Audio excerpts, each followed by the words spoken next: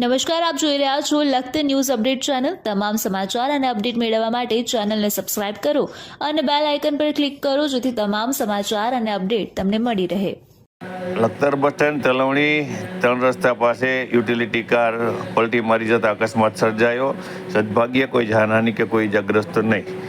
લખતરમાં હાલમાં પવડી સ્ટોર એટલે કે PWDના સ્ટોરથી સહયોગ વિદ્યાલય સુધી CC રોડ બનાવવાની કામગીરી ચાલી રહી છે।